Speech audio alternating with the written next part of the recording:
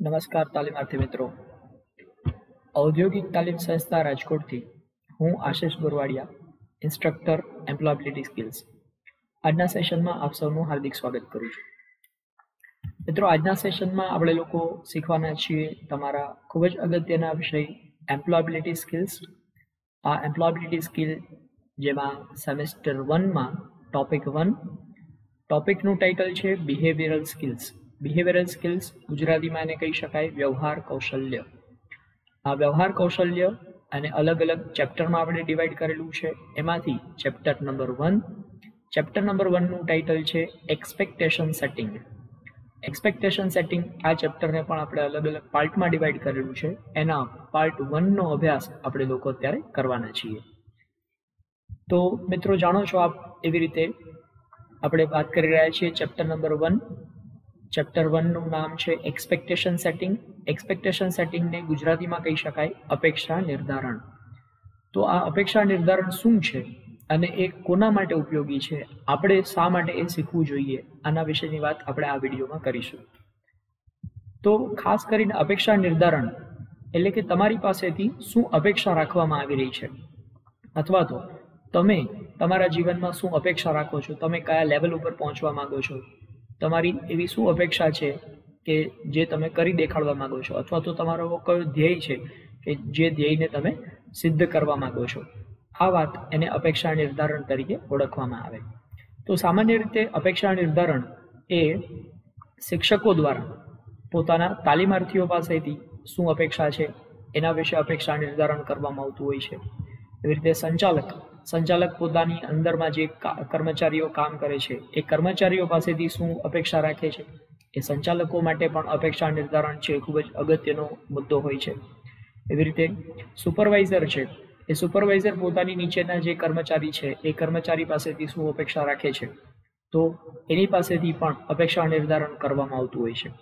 તો સામાન્ય રીતે જોઈએ તો શિક્ષકો, સંચાલકો કે સુપરવાઇઝરો માટે અપેક્ષા નિર્ધારણ છે એ ખૂબ જ અગત્યનો મુદ્દો છે. પરંતુ આપણે અહીંયા શિક્ષક, સંચાલક કે સુપરવાઇઝર માટેની અપેક્ષા નિર્ધારણની વાત નથી કરવાના.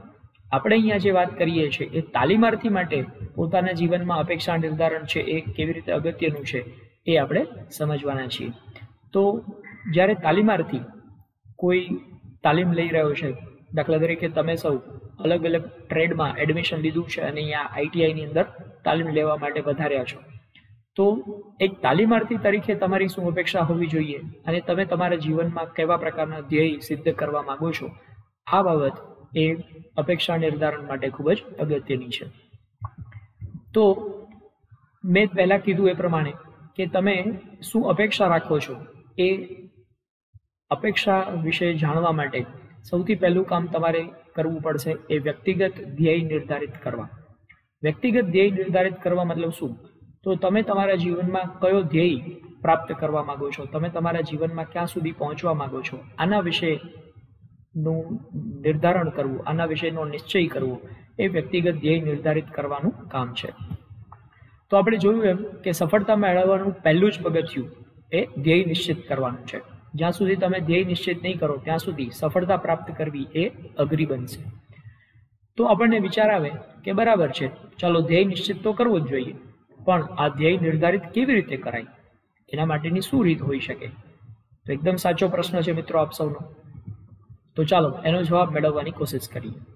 તો સૌથી પહેલું તો ધ્યેય નિર્ધારણ એટલે શું એની વ્યાખ્યા સમજીએ. તો ધ્યેય નિર્ધારણ એટલે તમારું જીવન તમારી પસંદગી અને તમારી શરતોએ જીવવાનો રસ્તો.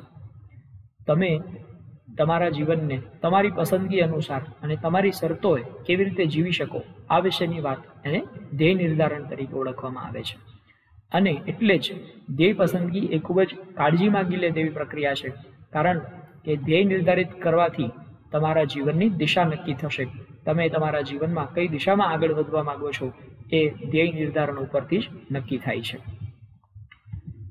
તો વ્યક્તિગત ધ્યેય કેવી રીતે નિર્ધારિત કરી શકાય, એના માટે અલગ અલગ પગલાઓ આપણે અહીંયા સમજીએ. તો ધ્યેય નિશ્ચિત કરતી વખતે હંમેશા પહેલાં તમારા જીવન ધ્યેયનું નિર્માણ કરો. સૌથી પહેલાં તો તમારે તમારા જીવનમાં તમે ક્યાં પહોંચવા માંગો છો તમે કેવા પ્રકારના વ્યક્તિ બનવા માંગો છો, આ બાબત ઉપર તમારા જીવનનું લક્ષ્ય, તમારા જીવનનું ધ્યેય તમારે નિર્ધારિત કરવાનું હોય છે. તો જીવન ધ્યેય નિર્ધારિત કરવું એટલે શું? તો તમે તમારા જીવનને કેવું બનાવવા ઈચ્છો છો તે વિશેની સ્પષ્ટતા એટલે જીવન ધ્યેય નિર્ધારિત કરવું. તમે તમારા જીવનમાં કયા લેવલ ઉપર પહોંચવા માંગો છો આના વિશેની સ્પષ્ટતા કરવી એટલે જીવન ધ્યેય નિર્ધારિત કરવું. પછી આ લક્ષ્યને સંબંધિત નાના નાના ધ્યેયોમાં વિભાજિત કરી નાખો. દાખલા તરીકે તમે એવું નક્કી કરો કે હું કમ્પ્યુટર એન્જિનિયર બનવા માંગુ છું. તો કમ્પ્યુટર એન્જિનિયર બનવું આ તમારા જીવનનું ધ્યેય છે. પણ હવે એ કમ્પ્યુટર એન્જિનિયર એમ તાત્કાલિક ન બની શકાય, સીધું તમે કમ્પ્યુટર એન્જિનિયર ન બની શકો. તો એના માટે શું કરવું પડશે? તો તમારો જે આ લક્ષ્ય છે એને નાના નાના લક્ષ્યમાં વિભાજિત કરી નાખો. એટલે પહેલું લક્ષ્ય તમારું એવું હોવું જોઈએ કે હું 10મું ધોરણ પાસ થઈ જાઉં. 10મું ધોરણ પાસ થઈ ગયા પછી હું 12મું ધોરણ સાયન્સના વિષય સાથે પાસ કરું. કમ્પ્યુટર સાયન્સ મારો મુખ્ય સબ્જેક્ટ હોય તો હું કમ્પ્યુટરના ફિલ્ડમાં આગળ વધી શકું. આમ કમ્પ્યુટર સાયન્સના વિષય સાથે તમે 12મું ધોરણ પાસ થઈ ગયા પછી તમારું BCA પાસ થવું જોઈએ. તો 3 વર્ષ તમે BCAમાં પાસ થયા. ત્યારબાદ MCA તમે પાસ કરો. MCAના 3 વર્ષ તમે પૂરા કર્યા. આમ તમારું જે મુખ્ય ધ્યેય હતું કમ્પ્યુટર એન્જિનિયર બનવાનું, એ ધ્યેય સુધી પહોંચવા માટે તમારે બાકીના નાના નાના ધ્યેય છે એને પૂર્ણ કર્યા. ત્યારબાદ તમે કમ્પ્યુટર એન્જિનિયરના ધ્યેય સુધી પહોંચી શક્યા. તો આવી રીતે તમારા મૂળ લક્ષ્ય છે એને નાના નાના લક્ષ્યમાં વિભાજિત કરી નાખો. આ નાના નાના લક્ષ્યોને સમય અનુસાર અગ્રતા ક્રમ આપો અને ત્યાર પછી તે લક્ષ્ય છે પ્રાપ્ત કરવાની દિશામાં કાર્યરત થઈ જાઓ. તો આમ નાના નાના ધ્યેય તમે પ્રાપ્ત કરતા જાઓ તો તમારો મુખ્ય ધ્યેય છે, મુખ્ય લક્ષ્ય છે એ તમારો પ્રાપ્ત થઈ જશે. તો આ બાબત વિશે આપણે 2 પગથિયા સમજવાના છે. કયા 2 પગથિયા છે એ સમજીએ. પગથિયું પહેલું, જીવનલક્ષી ધ્યેયનું નિર્માણ કરવું. જીવનલક્ષી ધ્યેયમાં શું આપણે કરવાનું છે? તો જીવનમાં તમે શું મેળવવા ઈચ્છો છો તે નક્કી કરો. આ માટે જીવનના મહત્વના આયામોની એક યાદી તૈયાર કરો. આ યાદી છે અહીંયા તમારા સંદર્ભ માટે તમને લોકોને અલગ અલગ તમને સમજાય એના માટે ઉદાહરણો આપ્યા છે. આ યાદી પ્રમાણે તમે પણ તમારા જીવનનું ધ્યેય નક્કી કરી શકો. તો દાખલા તરીકે સૌથી પહેલું કારકિર્દી. તમારી કરિયરમાં તમે કયા પ્રકારની કરિયર સિલેક્ટ કરવા માંગો છો, તમારી કારકિર્દી કેવી હોવી જોઈએ એના વિશેનો ધ્યેય તમે નક્કી કરો. આ ઉપરાંત આર્થિક બાબતોએ તમે શું કરવા માંગો છો, તમે કેટલા પૈસા કમાવા માંગો છો, તમે કયા પ્રકારના વ્યક્તિ બનવા માંગો છો. તમે અમીર વ્યક્તિ બનવા માંગો છો તો તમારી પાસે કેટલી સંપત્તિ હોવી જોઈએ, કેટલા પૈસા હોવા જોઈએ. આ બાબત વિશેનો આર્થિક ધ્યેય તમારે નક્કી કરવાનો છે. શિક્ષણ ક્ષેત્રે તમે શું કરવા માંગો છો, તમે કેટલો અભ્યાસ કરવા માંગો છો, કયા વિષયનો અભ્યાસ કરવા માંગો છો, કયા ફિલ્ડમાં તમે પારંગત થવા માંગો છો, એના વિશે તમારે ધ્યેય નિર્ધારિત કરવું જોઈએ. એ રીતે પરિવારની બાબતની વાત કરીએ તો તમે તમારા પરિવારને કેવા પ્રકારની ખુશીઓ આપવા માંગો છો, તમારા પરિવારને તમે કયા લેવલ ઉપર લઈ જવા માંગો છો, આ બાબતનો ધ્યેય તમારે નક્કી કરવો જોઈએ. એવી જ રીતે તમારા વલણને આપણે ઇંગ્લિશમાં કહીએ એટીટ્યુડ. તમારો એટીટ્યુડ કેવો હોવો જોઈએ. ઘણી વખત એવું બનતું હોય કે અમુક પ્રકારનું વલણ આપણે ધરાવતા હોઈએ તો એ આપણે સફળતામાં આપણને નુકસાન પહોંચાડતું હોય, તો એ નેગેટિવ એટીટ્યુડ જેને કહેવાય. તો આવો કોઈ નેગેટિવ એટીટ્યુડ આપણી અંદર છે, જો આવો કોઈ એટીટ્યુડ હોય તો એને સુધારવું એ પણ આપણું લક્ષ્ય હોઈ શકે. શારીરિક બાબતો તમે કેવા પ્રકારનું લક્ષ્ય ધરાવો છો, તમે શારીરિક રીતે કેટલા સશક્ત બનવા માંગો છો એના માટેનું ધ્યેય પણ તમે નક્કી કરી શકો. એવી રીતે આનંદ મોજ શોખની બાબતમાં તમારું ધ્યેય શું હોઈ શકે, તમે કેવા પ્રકારનો મોજ શોખ કરવા માંગો છો, તમે તમારા જીવનને આનંદ પ્રમોદથી ભરવા માટે કયા કયા પ્રકારનું આનંદ તમને પસંદ છે, આના વિશેનો ધ્યેય પણ તમે નક્કી કરી શકો. આ ઉપરાંત સમાજ સેવા, તો તમે સમાજના અલગ અલગ પ્રકારના લોકો જે ગરીબ છે, વંચિત લોકો છે, એ લોકોની સેવા કરવા માટેનું ધ્યેય પણ તમે નિર્ધારિત કરી શકો. તો અહીંયા અલગ અલગ પ્રકારના ધ્યેય નિર્ધારણ માટે તમને લોકોને આ ઉદાહરણો આપ્યા છે. આમાંથી તમે તમારી રીતે તમને જે અનુકૂળ હોય એ પ્રકારનો ધ્યેય છે એ નિર્ધારિત કરી શકો. તો આમ જીવનલક્ષી ધ્યેયનું નિર્ધારણ કર્યું. આમ ઉપરોક્ત બાબતો વિશે તમારે વારંવાર વિચાર કરવાનો છે. એમાંથી કયા ક્ષેત્રમાં તમે લક્ષ્ય પ્રાપ્ત કરવા માંગો છો એ ક્ષેત્રના લક્ષ્ય વિશે લખી દો. 1 કે 2 વખત લખ્યા પછી એના ઉપર વિચાર કરો. આમ તેમને વારંવાર લખીને એમાં જરૂરી હોય એવા પ્રકારના સુધારા વધારા કરી અને તમે તમારા લક્ષ્યને એકદમ સ્પષ્ટ બનાવી શકો છો. આમ કરતી વખતે તમારે એ કાળજી રાખવાની છે કે તમે જે લક્ષ્ય બનાવો છો એ તમારી ઈચ્છા પ્રમાણેનું લક્ષ્ય હોવું જોઈએ, નહીં કે તમારા માતા પિતા, તમારા પરિવારજનો, તમારા શિક્ષકો કે તમારા કોઈ મિત્રો છે એના દ્વારા તમારી ઉપર થોપી બેસાડવામાં આવેલું હોય એવું કોઈ લક્ષ્ય તમે બનાવશો તો કદાચ એ પ્રાપ્ત કરવું એ મુશ્કેલ બની જશે. એટલે પોતાની ઈચ્છા પ્રમાણે ધ્યેય નિર્ધારિત કરવું એ ખૂબ જ અગત્યનું છે. ત્યારબાદ આપણે વાત કરીએ બીજું પગથિયું. બીજું પગથિયું શું છે? તો મુખ્ય ધ્યેયની નાના નાના ધ્યેયમાં વહેંચણી કરવાની. તો તમે જીવનનું ધ્યેય નિર્ધારિત કરી લીધું, ત્યારબાદ હવે શું કરવાનું છે? તો કે એને નાના નાના 5 વર્ષીય ધ્યેયમાં વિભાજિત કરી દો. તો મુખ્ય ધ્યેય છે એને નાના નાના ધ્યેયમાં વિભાજિત કરો, જેને આપણે કહીએ પંચવર્ષીય યોજના. તો આવું પંચવર્ષીય યોજના તૈયાર કરો.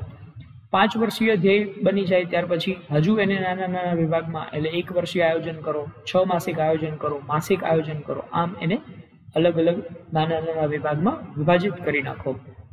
આમ કર્યા બાદ તમારે દૈનિક આયોજન કરવાનું છે. દૈનિક આયોજન એટલે આજના દિવસમાં મારે શું કામ કરવાનું છે જેથી કરીને હું મારા ધ્યેય સુધી પહોંચી શકીશ.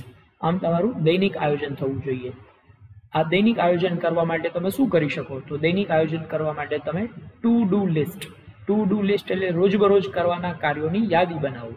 આમ રોજબરોજ કરવાના કાર્યોની યાદી બનાવતા જાઓ અને એક પછી એક કાર્ય પૂર્ણ કરતા જાઓ. આમ તમારા દૈનિક ધ્યેય એ પ્રાપ્ત થઈ જશે. દૈનિક ધ્યેય પ્રાપ્ત થાય ત્યાર પછી માસિક ધ્યેય પ્રાપ્ત થાય, 6 માસિક ધ્યેય, વાર્ષિક ધ્યેય અને ત્યારબાદ પંચવર્ષીય તમારા ધ્યેય છે એ પ્રાપ્ત થઈ શકે. તો આમ મુખ્ય ધ્યેયોની નાના નાના ધ્યેયોમાં વહેંચણી કરી આવી રીતે એક વખત તમારો પ્રથમ લક્ષ્યાંક છે એ નક્કી થઈ જાય ત્યારબાદ રોજબરોજ કાર્યો જે કરવાના છે એ કાર્યોની યાદી તૈયાર કરો અને એને આગળ ધપાવતા જાઓ. આમ સમયાંતરે તમારા લાંબા ગાળાના ધ્યેયોનું પુનઃનિરીક્ષણ કરો અને એને અગ્રતા ક્રમ પ્રમાણે ગોઠવો.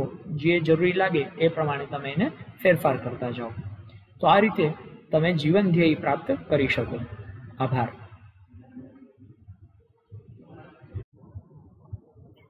નમસ્કાર તાલીમાર્થી મિત્રો. ઔદ્યોગિક તાલીમ સંસ્થા રાજકોટથી હું આશિષ ગોરવાડિયા, ઇન્સ્ટ્રક્ટર એમ્પ્લોયબિલિટી સ્કિલ્સ. આજના સેશનમાં આપ સૌનું હાર્દિક સ્વાગત કરું છું. મિત્રો, આપ જાણો છો એ પ્રમાણે આપણે લોકો અત્યારે શીખી રહ્યા છીએ તમારા પહેલા સેમેસ્ટરમાં ફર્સ્ટ ટોપિકનું નામ છે બિહેવિયરલ સ્કિલ્સ. અલગ અલગ ચેપ્ટરમાં એને આપણે ડિવાઈડ કરેલું છે, જેમાં ચેપ્ટર 1નું ટાઇટલ છે એક્સપેક્ટેશન સેટિંગ. એક્સપેક્ટેશન સેટિંગનું પાર્ટ 1 આપણે લોકોએ કમ્પ્લીટ કર્યો છે. અત્યારે આપણે પાર્ટ 2માં આગળ વધી રહ્યા છીએ. મિત્રો, પાર્ટ 1માં આપણે લોકોએ એવું શીખ્યા કે એક્સપેક્ટેશન સેટિંગ માટેનું સૌથી પહેલું પગથિયું એ ધ્યેય નિર્ધારિત કરવાનું છે. હવે ધ્યેય નિર્ધારિત કર્યા બાદ આપણે શું કરવાનું? તો ધ્યેય નિર્ધારિત કર્યા બાદ હવે શીખવા માટેની કેન્દ્રિત અને જવાબદાર પરિસ્થિતિનું નિર્માણ કરીએ.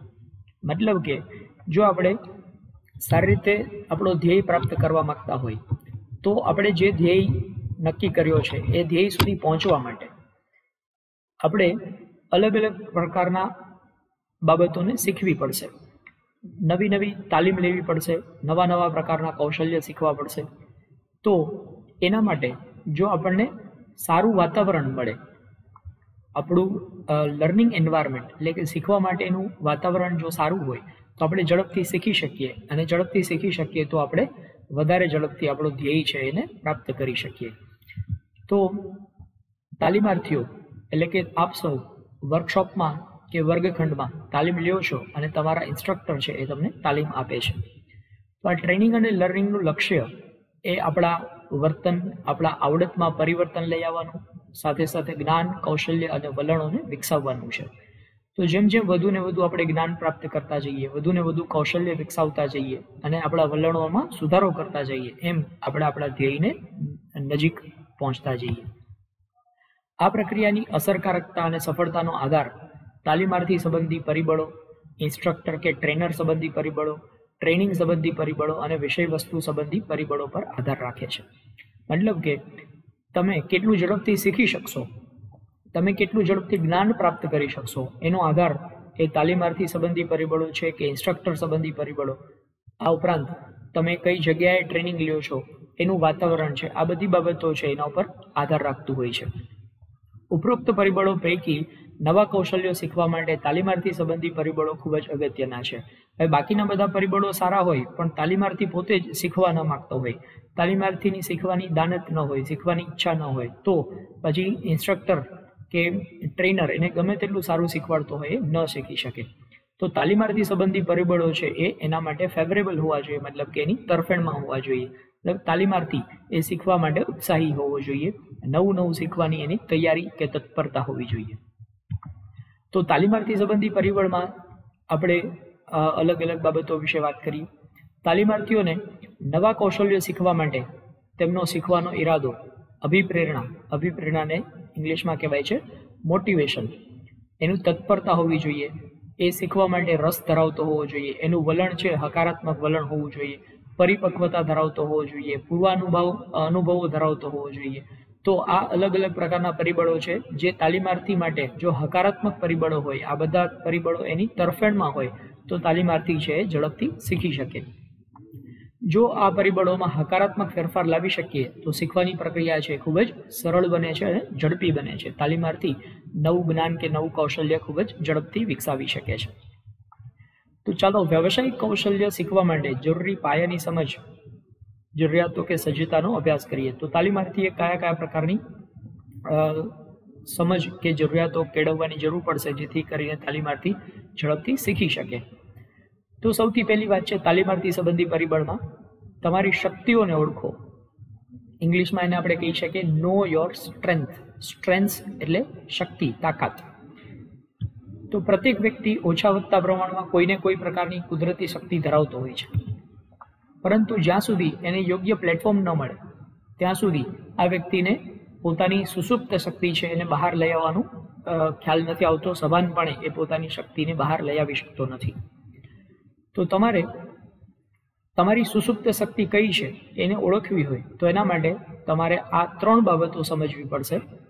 તમારો રસ એટલે કે તમે શેમાં ઇન્ટરેસ્ટ ધરાવો છો, તમારી પ્રકૃતિદત્ત સૂઝ જેને કહેવાય છે ટેલેન્ટ, તમે કઈ બાબતમાં ટેલેન્ટ ધરાવો છો, ઉપરાંત કૌશલ્ય એટલે કે આવડત જેને ઇંગ્લિશમાં કહેવાય છે સ્કિલ, તમે કઈ બાબતમાં સ્કિલ ધરાવો છો. જો આ 3 વસ્તુઓ વિશે તમે જાણી જાઓ તો આનેથી તમને ખ્યાલ આવી શકે કે તમારી અંદર કેવા પ્રકારની સ્ટ્રેન્થ એટલે કે કેવા પ્રકારની તાકાત છે. તો આપણે સમજીએ ઇન્ટરેસ્ટ એટલે કે રસ, એની વ્યાખ્યા કરીએ. તો ઇન્ટરેસ્ટ એટલે શું? તો જે કાર્ય કરવાનું તમને ગમતું હોય કે જે કાર્ય કરવાથી તમને ખુશી મળતી હોય એને એ કાર્યમાં તમને રસ છે એમ કહી શકાય. રસની પ્રવૃત્તિઓ ખાસ કરીને તમને તમારી નવરાશની પળોમાં કામ કરી શકતા હો છો.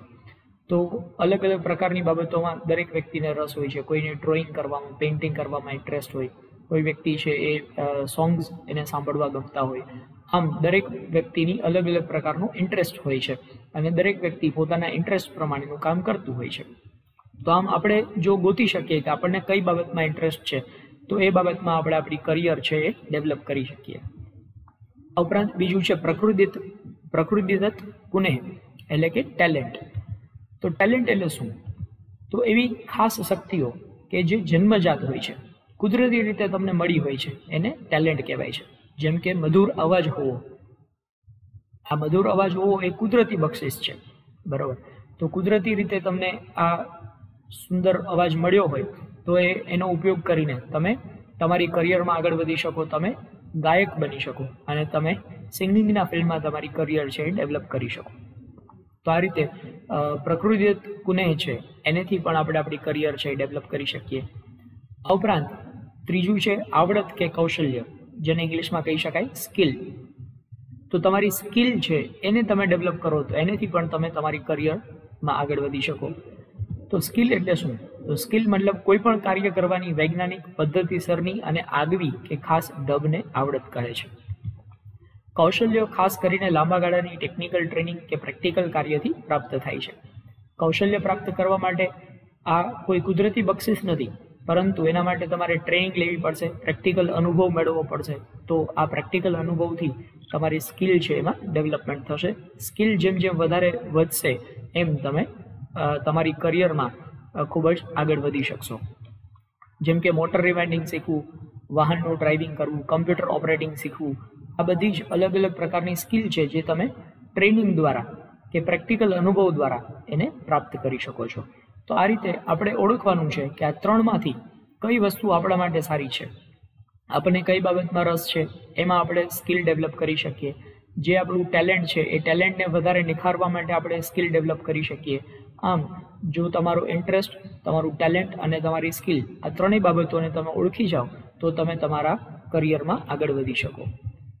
તો હવે આપણે એના અલગ અલગ પ્રકારના ઉદાહરણો સમજીએ કે તાલીમાર્થી એ કયા પ્રકારના ક્વોલિટીઝ એટલે કે ગુણ ધરાવતો હોય, ટેલેન્ટ કઈ કઈ વસ્તુને ટેલેન્ટ કહી શકાય અને કઈ કઈ વસ્તુઓને સ્કિલ એટલે કે આવડત કહી શકાય. તો ગુણની વાત કરીએ તો સૌથી પહેલી વાત છે વફાદારી એટલે કે ફેથફુલનેસ, ઉદ્યમી હોવું એટલે કે હાર્ડવર્કિંગ કહેવાય, ઈમાનદારી ધરાવવી જેને ઓનેસ્ટી પ્રામાણિકતા જેને કહેવાય, મિત્રભાવ જેને ઇંગ્લિશમાં કહેવાય ફ્રેન્ડલીનેસ, દયાળુપણું હોવું તો કાઇન્ડનેસ, મદદગાર થવું તો હેલ્પફુલ જેને ઇંગ્લિશમાં કહી શકાય, ઉત્સાહી તો એન્થુઝિયાસ્ટિક, પહેલ વૃત્તિ ધરાવતો હોય કોઈ વ્યક્તિ તો એને ઇનિશિયેટિવ લેવો એવું કહી શકાય. તો આમાંથી કયા પ્રકારના ગુણો તમારી અંદર છે એ તમારે ઓળખવાના છે. એવી રીતે પ્રકૃતિદત્ત ગુણ એટલે કે ટેલેન્ટ જેને કહેવાય, તો આ ટેલેન્ટ છે એ કયા કયા પ્રકારના ટેલેન્ટ હોઈ શકે. દાખલા તરીકે ગાયક હોવું, તમે સારા સિંગર છો, તમે સારા કવિ હોઈ શકો, એને ઇંગ્લિશમાં કહેવાય પોએટ, તમે સારા સંગીતકાર બની શકો જેને મ્યુઝિશિયન કહેવાય, તમે સારા કલાકાર હોઈ શકો, એક્ટિંગ તમારા લોહીમાં હોય તો એનેથી પણ તમે તમારું કરિયર ડેવલપ કરી શકો, તમે સારા પેઇન્ટર હોઈ શકો છો, સારા ડાન્સર હોઈ શકો છો, સારા હાસ્યકાર કે સારા વક્તૃત્વ સ્પર્ધક હોઈ શકો છો, સારા સ્પીકર હોઈ શકો છો. તો આ અલગ અલગ પ્રકારની ટેલેન્ટ, એમાંથી કઈ પ્રકારની ટેલેન્ટ તમારી અંદર છે એ તમારે પારખવાની છે અને એ ફિલ્ડમાં તમે આગળ વધીને તમારું કરિયર ડેવલપ કરી શકો છો. આ ઉપરાંત આવડત કે કૌશલ્યની વાત કરીએ તો કયા કયા પ્રકારની સ્કિલ માણસ ડેવલપ કરી શકે. તો કોઈ રમતની અંદર દાખલા તરીકે ક્રિકેટ રમવાની સ્કિલ તમારી અંદર હોઈ શકે, ફૂટબોલ કે વોલીબોલ એમાં તમે તમારી સ્કિલ ડેવલપ કરી શકો, કમ્પ્યુટરના ફિલ્ડમાં તમે કમ્પ્યુટર એક્સપર્ટ બની શકો, ડ્રાઇવિંગના ફિલ્ડમાં તમે આગળ વધી શકો, મશીન ઓપરેટિંગ છે એમાં પણ તમે તમારી કરિયર ડેવલપ કરી શકો, અંગ્રેજી ભાષાનું પ્રભુત્વ મેળવવા માટે તમે પ્રયત્ન કરી શકો જેને સ્પોકન ઇંગ્લિશ કહી શકાય, ગણિતમાં તમારી સ્કિલ તમે ડેવલપ કરી શકો, આવી રીતે રસોઈની બાબતમાં તમે નિષ્ણાત બની શકો, એક્સપર્ટ કુક તમે બની જાઓ તો એનાથી પણ તમે તમારી કરિયર ડેવલપ કરી શકો, ભરત ગૂંથણના કામમાં તમે નિષ્ણાત બની જાઓ જેને ઇંગ્લિશમાં કહેવાય નીટિંગનો મતલબ થાય ભરત ગૂંથણ કરવું. તો આમ અલગ અલગ પ્રકારની સ્કિલ છે એને ડેવલપ કરવાથી પણ તમે તમારા કરિયરનું નિર્માણ કરી શકો છો, તમારી કારકિર્દી વિકસાવી શકો છો. તો આમ એક વખત તમારે તમારું મૂલ્યાંકન કરવાનું છે જેથી કરીને તમને તમારી સારી બાબતો કઈ છે અને તમારી નબળી બાબતો કઈ છે એ તમારા ધ્યાન પર આવી જશે. નબળી બાબતોને સુધારવા માટે અને સારી બાબતોને વધારે શક્તિશાળી બનાવવા માટે તમારે સૈદ્ધાંતિક તાલીમ લેવી પડશે, પ્રાયોગિક તાલીમ લેવી પડશે અને આમ કરીને તમે તમારા કરિયરમાં આગળ વધી શકશો. તો મિત્રો આ રીતે તમે પણ તમારું મૂલ્યાંકન કરો, તમારી અંદર કેવા પ્રકારના ગુણો છે, તમારી અંદર કેવી પ્રકારની આવડત છે અથવા તો તમે કઈ આવડતને વધારે વિકસાવવા માંગો છો, કઈ બાબતમાં તમને ઇન્ટરેસ્ટ છે, આ તમને ખ્યાલ આવી જાય તો તમે સરળતાથી તમારી કરિયર છે એ ડેવલપ કરી શકશો. આભાર. નમસ્કાર તાલીમાર્થી મિત્રો, ઔદ્યોગિક તાલીમ સંસ્થા રાજકોટથી હું આશિષ ગોરવાડિયા, ઇન્સ્ટ્રક્ટર એમ્પ્લોયબિલિટી સ્કિલ્સ, આજના સેશનમાં આપ સૌનું હાર્દિક સ્વાગત કરું છું. મિત્રો આપ સૌ જાણો છો એ પ્રમાણે આપણે લોકો શીખી રહ્યા છીએ એમ્પ્લોયબિલિટી સ્કિલ્સ, જેમાં તમારા ફર્સ્ટ સેમેસ્ટરનું ફર્સ્ટ ટોપિકનું નામ છે બિહેવિયરલ સ્કિલ્સ. અલગ અલગ ચેપ્ટરમાં એ ડિવાઈડ કર્યું છે. એમાં પહેલા ચેપ્ટરનું નામ છે એક્સપેક્ટેશન સેટિંગ. એક્સપેક્ટેશન સેટિંગ આના પાર્ટ 1 અને પાર્ટ 2 આપણે લોકોએ કમ્પ્લીટ કર્યું છે. હવે અત્યારે આપણે લોકો શીખી રહ્યા છીએ part 3 of expectation setting. Expectation setting ગુજરાતીમાં જેને કહીએ છીએ અપેક્ષા નિર્ધારણ. તો આપની પાસેથી જે અપેક્ષા રાખવામાં આવી રહી છે, તમે જ્યારે તાલીમ મેળવી રહ્યા છો ત્યારે તમારા ટ્રેનર કે તમારા ઇન્સ્ટ્રક્ટર જે તમારી પાસેથી અપેક્ષા રાખી રહ્યા છે એ અપેક્ષાને પૂર્ણ કરવા માટે તમારી પાસે કેવા પ્રકારના કૌશલ્ય હોવા જોઈએ, કયા પ્રકારના ગુણ હોવા જોઈએ, એના વિશેની વાત આપણે પાર્ટ 2માં કરી છે. આ ઉપરાંત લક્ષ્ય નિર્ધારણની વાત આપણે પાર્ટ 1માં કરી છે. હવે આપણે વાત કરીએ છીએ લક્ષ્ય નિર્ધારણ સુધી પહોંચવા માટે અથવા તો શ્રેષ્ઠ ગુણો આપણી અંદર ડેવલપ કરવા માટે આપણે કયા કયા પ્રકારના ગુણો આપણી અંદર ડેવલપ કરવા પડે એના વિશેની વાત આપણે આ ચેપ્ટરમાં આગળ શીખવાના છીએ. તો સૌથી પહેલું આપણે જે નિયમોને ધ્યાનમાં રાખવાના છે શ્રેષ્ઠ ગુણો વિકસાવવા માટે અથવા તો લક્ષ્ય છે ત્યાં સુધી પહોંચવા માટે, આપણા ધ્યેય સુધી પહોંચવા માટે સૌથી પહેલું આપણે જે ધ્યાન રાખવાનું છે એ છે સમયનો સાચો ઉપયોગ કરો. Use the golden period. મિત્રો, આપણને જે સમય મળ્યો છે એનો સદુપયોગ જો આપણે કરીએ તો આપણે આપણા ધ્યેય સુધી સરળતાથી પહોંચી શકીએ. યુવાનીની અવસ્થા એ વ્યક્તિની જિંદગીનો સુવર્ણકાળ હોય છે. આ ઉંમર હોય એ એવી ઉંમર છે કે જ્યારે તમે નવી સ્કિલ્સને ખૂબ જ સારી રીતે શીખી શકો છો, ખૂબ જ ઝડપથી શીખી શકો છો. નવી નવી આવડત તમે વિકસાવતા જશો તો તમે તમારા ધ્યેય સુધી સરળતાથી પહોંચી શકશો. આ એ જ સમય છે કે જે આપણે આપણી કારકિર્દીને તેજસ્વી બનાવવા માટેનો પાયો અહીંયા તૈયાર કરીએ છીએ. ભવિષ્યમાં આપણે સારા એવા લેવલ સુધી પહોંચવું હોય, આપણા ધ્યેય સુધી પહોંચવું હોય તો યુવાન અવસ્થામાં જ જો તમે વધારે મહેનત કરો, વધારે આવડતો વિકસાવો તો તમે તમારા ધ્યેય સુધી નિશ્ચિત રીતે પહોંચી શકો. આજની આપણી મેળવેલી ટ્રેનિંગ કે સ્કિલ એ આવતીકાલનું આપણું ભવિષ્ય છે. આજે તો જો તમે સારી સ્કિલ ડેવલપ કરી હશે, જો સારી ટ્રેનિંગ મેળવી હશે તો તમારું ભવિષ્ય છે એ ચોક્કસ ઉજ્જવળ બનશે. તો ટ્રેનિંગ માટેની જે કંઈ પણ તક તમને મળી છે આ તકનો ભરપૂર ઉપયોગ કરો. એક સર્વે મુજબ સરેરાશ એક વ્યક્તિ પોતાની યુવાવસ્થામાં દરરોજની 118 મિનિટ સોશિયલ મીડિયા પાછળ એનો પોતાનો સમય બરબાદ કરે છે. હવે રોજની 118 મિનિટ જેટલો સમય સોશિયલ મીડિયા પાછળ માત્ર ને માત્ર મોબાઈલ ફોનમાં વળગ્યા રહેવાથી આ સમય બરબાદ થાય છે. એને બદલે જો આ સમયનો સદુપયોગ કરીને એ પોતાની સ્કિલ ડેવલપ કરવા માટે જો એનો ઉપયોગ કરવામાં આવે તો એ વ્યક્તિ છે એ ખૂબ જ સારા લેવલ ઉપર આગળ વધી શકે અને એ પોતાનો ધ્યેય છે એ સરળતાથી સિદ્ધ કરી શકે. તો આમ મિત્રો, આપણે અહીંયા એ સમજવાનું છે કે મોબાઈલ ફોનમાં સોશિયલ મીડિયા પાછળ સમયની બરબાદી કરવાને બદલે જો સ્કિલ ડેવલપ કરવા માટે એ સમયનો સદુપયોગ કરવામાં આવે તો આપણે આપણા ધ્યેય સુધી સરળતાથી પહોંચી શકીએ. તો આવી આદતોથી દૂર રહેવાનો પ્રયત્ન કરવો જોઈએ અને સમયનો સદુપયોગ કરતા શીખવું જોઈએ. ત્યારબાદ બીજો જે નિયમ તમારે ધ્યાન રાખવાનો છે એ તમારો દ્રષ્ટિકોણ સ્પષ્ટ કરો અને કેન્દ્રિત થાઓ. તમારું વિઝન એ ક્લિયર હોવું જોઈએ. મતલબ તમે ક્યાં પહોંચવા માંગો છો એના વિશેની વાત એ તમને પહેલેથી જ ખબર હોવી જોઈએ. તમારો ધ્યેય છે એ પહેલેથી નિર્ધારિત હોવો જોઈએ. જીવનમાં તમે કયા લેવલ સુધી પહોંચવા માંગો છો એ પહેલેથી નક્કી હોવું જોઈએ. તો તમે પસંદ કરેલા વ્યવસાયને વફાદાર બનો અને તેમાં રહેલી તકોને નિહાળો. તમે જે વ્યવસાય એટલે કે જે ટ્રેડ પસંદ કર્યો છે, દાખલા તરીકે કોઈ ઇલેક્ટ્રિશિયનનો ટ્રેડ પસંદ કર્યો છે, કોઈ ડીઝલ મિકેનિકનો ટ્રેડ પસંદ કર્યો છે, કોઈ માણસ કમ્પ્યુટર ટ્રેડ પસંદ કર્યો છે, તો જે ટ્રેડમાં છો એ દરેક ટ્રેડની અંદર આગળ વધવા માટેની વિશાળ તકો રહેલી છે. એ તકોને ઓળખો અને તકનો ભરપૂર લાભ ઉઠાવવા માટેની કોશિશ કરો. તે તકોને ઝડપી લેવા માટે પાયાની ટ્રેનિંગ પ્રાપ્ત કરો અને નિષ્ણાંત ટેકનિશિયનમાં જે પ્રકારની યોગ્યતાઓ હોય એ પ્રકારની યોગ્યતા મેળવવા માટે ટ્રેનિંગ ખૂબ જ ઊંડાણપૂર્વક એનો લાભ લ્યો તો તમે ચોક્કસ તમારા ધ્યેય સુધી પહોંચી શકશો. આજે તમે જ્યારે કોઈ સફળ ટેકનિશિયન કે બિઝનેસમેનને જુઓ છો ત્યારે તમે તેના જેવા પારંગત બનવાની ઈચ્છા રાખો છો, પરંતુ શું તમે એવું માનો છો કે એ વ્યક્તિ રાતોરાત આટલો સફળ બની ગયો હશે? તો ના, એવું ક્યારેય શક્ય નથી. સફળતાના શિખરો સર કરવા માટે એણે પહેલા પગથિયાથી શરૂઆત કરવી જ પડી હોય. આમ તમારે પણ પહેલું અને બીજું પગથિયું જે અઘરું હોય પણ તેમ છતાંય ત્યાંથી જ શરૂઆત થાય તો જ તમે સફળ બની શકો. તો આમ સફળ બનવા માટે તમે જે વ્યવસાય પસંદ કર્યો છે એ વ્યવસાયની અંદર જે કંઈ પણ ટ્રેનિંગ પ્રાપ્ત કરો છો એ ઊંડાણપૂર્વક એની સ્કિલ ડેવલપ કરવા માટે ટ્રેનિંગ પ્રાપ્ત કરો તો ચોક્કસપણે તમે તમારા ધ્યેય સુધી પહોંચી શકશો. આ ઉપરાંત સફળ થવા માટે બીજી જે જરૂરી વાત છે એ છે સારું પ્રત્યાયન કૌશલ્ય. પ્રત્યાયન જેને ઇંગ્લિશમાં કહેવાય છે કમ્યુનિકેશન, કન્વર્ઝેશન એટલે કે વાતચીત કરવાની કળા. જો તમે વાતચીત સ્પષ્ટતાથી કરી શકો, સરળ રીતે લોકોની સાથે વાતચીત કરી શકો, તમારા વિચારો છે એ લોકો સુધી પહોંચાડી શકો તો તમે ચોક્કસપણે સફળતા પ્રાપ્ત કરી શકો. તો વ્યાવસાયિક સફળતા કે નિષ્ફળતા એ અસરકારક પ્રત્યાયન એમાં ખૂબ જ અગત્યનો ભાગ ભજવે છે.